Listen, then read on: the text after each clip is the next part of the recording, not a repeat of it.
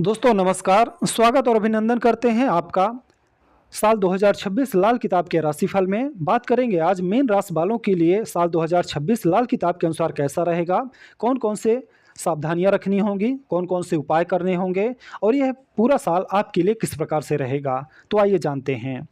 वर्ष 2026 में मीन राशि वाले यदि प्रथम भाव के शनि और 12वें भाव के राहु से बचकर रहते हैं तो फिर चतुर्थ और सप्तम का बृहस्पति और छठे भाव का केतु आपको मालामाल कर सकता है। लेकिन शर्त यह है कि आपको शनि और राहु के मंदे कार्यों से दूर रहना होगा, उनके उपाय करते रहने होंगे। तो आइए जानते हैं मीन राशि का वार्षिक भविष्य फल विस्तार पूर्वक। सबसे पहले बात करेंगे कौन कौन से गोचर ग्रहों का इस वर्ष आपको क्या दे सकता है। बृहस्पति के गोचर की बात करें तो साल 2026 में बृहस्पति ग्रह आपकी कुंडली के चौथे भाव में मई तक जून तक रहेंगे। इसके बाद वो जून में पांचवें भाव में गोचर करेंगे। फिर अक्टूबर में छठे भाव में बृहस्पति का गोचर होगा। चतुर्थ भाव का बृहस्पति लाल किताब के अनुसार उच्च का होता है। यह घर परिवार में सुख शांति और समृद्धि बढ़ाता है। इसके बाद पंचम का बृहस्पति शिक्षा, नौकरी, संतान और प्रेम संबंधों में सकारात्मक परिणाम देता है। आय में बढ़ोतरी के साथ साथ आर्थिक रूप से मजबूती भी देगा। भाग्य का भी साथ मिलेगा। फिर छठे भाव का बृहस्पति रोग, शत्रु और कर्ज को लेकर मिला जुला असर देगा। यह अनावश्यक खर्चा करवा सकता है। हालांकि धन प्राप्ति और बचत के नए अवसर भी सामने आएंगे और नौकरी में भी लाभ होगा। बात करें शनि के, तो शनिदेव पूरे साल आपकी कुंडली के लग्न भाव में ही स्थित रहेंगे। इस साल शनि का कोई भी गोचर नहीं होने वाला है। शनि की यह स्थिति आपको कड़वे वचन कहने वाला, जिद्दी और क्रोधी बना सकता है, जिससे रिश्तों में कटुता आ सकती है। व्यापार और निजी जीवन में कुछ चुनौतियां सामने आ सकती हैं। लेकिन लग्न का शनि आपको करियर में लाभ दे सकता है। हालांकि यहाँ शनि सप्तम भाव पर दृष्टि डालकर दाम्पत्य जीवन और साझेदारी के कारोबार, तीसरे भाव पर दृष्टि डालकर भाई बहनों से संबंधों को लेकर और दसम भाव पर दृष्टि डालकर कर्म क्षेत्र को प्रभावित भी कर सकता है। राहु की बात करें तो छाया ग्रह राहु आपकी कुंडली के 12वें भाव में स्थित रहेंगे।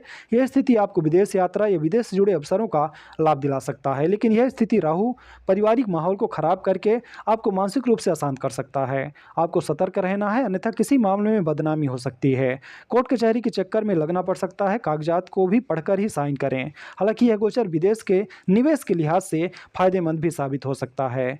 केतु की बात करें तो छाया ग्रह केतु छठे भाव में रहेगा। यह स्थित केतु आपको निरोगी बनाएगा, शत्रुओं को परास्त करेगा, कर्ज से मुक्ति दिलाने का भरपूर प्रयास करेगा। लेकिन शर्त यह है कि आप धर्मपरायण बने रहें। लेकिन यदि केतु अशुभ हो रहा है तो आपको झगड़ालू बनाएगा। गुप्तांग, घुटने, पैर, दांत तथा ओंठों से संबंधित कोई रोग दे सकता है।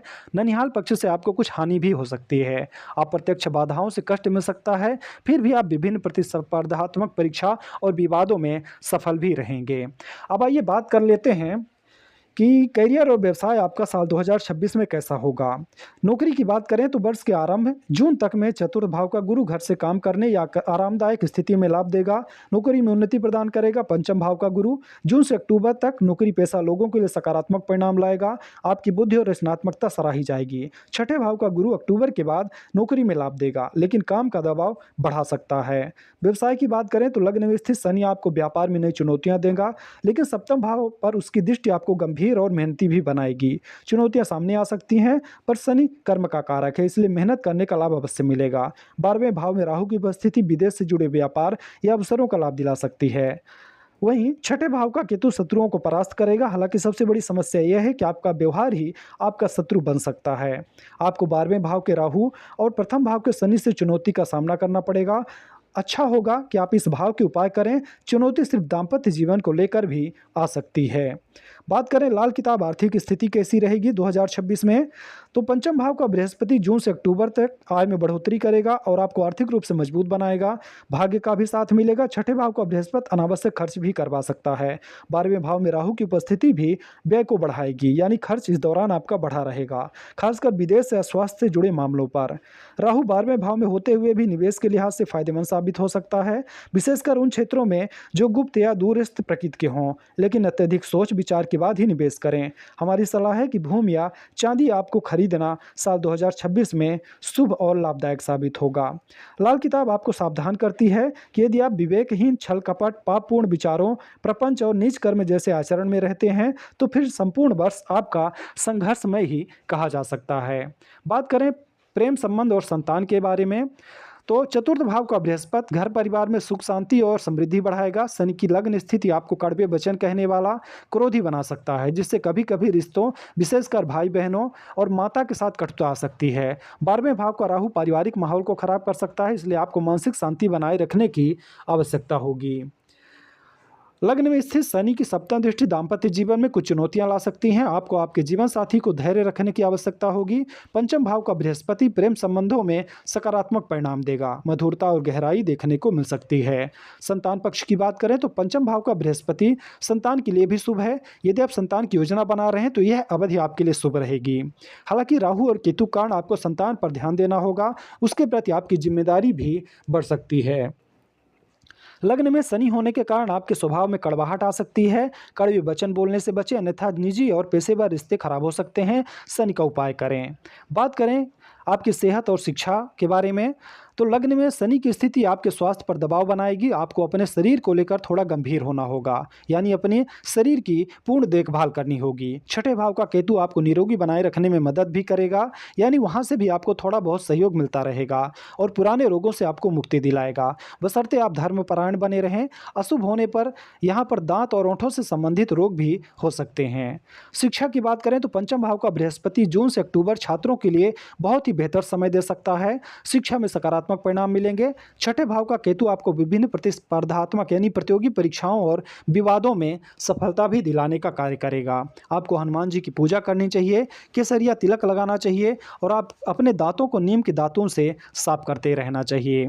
अब आइए बात करते हैं लाल किताब के सटीक उपाय 2026 में कौन कौन से रहेंगे। तो सबसे पहले तो आपको गुरु को मजबूत बनाना होगा, जो कि आपके धन और ज्ञान के लिए बहुत महत्वपूर्ण साबित होंगे। पहला उपाय है पुजारी को कपड़े दान करें, मुर्गे को मसूर की दाल खिलाते रहें, अपने घर में सूर्यमुखी का या फिर गेंदे का पौधा लगाएं अपने हाथों से और गुरुवार का उपवास रखें। ये आपके लिए गुरु का उपाय है। शनि और राहु केतु का उपाय क्या है?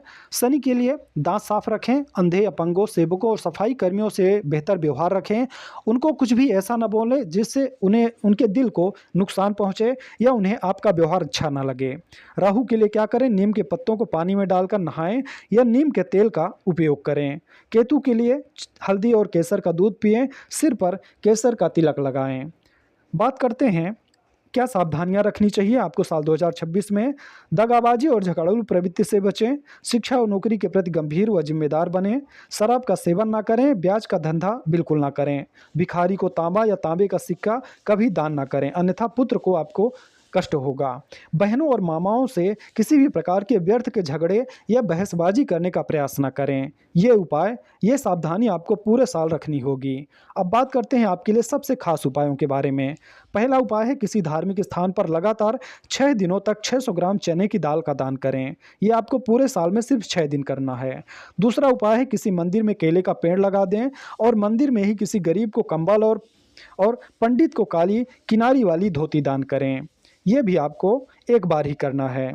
तीसरा उपाय आपके लिए बनता है, अगर गुरु आपकी जन्म कुंडली में अच्छी स्थिति में ना हो तो आपको एक पुखराज अच्छी क्वालिटी का जरूर धारण करना चाहिए। इससे जो भी साल में आपकी खराबी आने वाली है उससे आप बच जाएंगे। आप पुखराज के लिए हमसे भी संपर्क कर सकते हैं और अच्छी क्वालिटी का पुखराज ले सकते हैं। तो ये 3 उपाय आपके लिए बहुत खास हैं। इन तीनों उपायों को आपको इस साल जरूर करने होंगे। तो दोस्तों ये जानकारी थी, आपको कैसी लगी आप हमें कमेंट करके बताएं। वीडियो अच्छी लगी हो तो लाइक करें, चैनल में अगर आप नए हैं तो चैनल को सब्सक्राइब करें।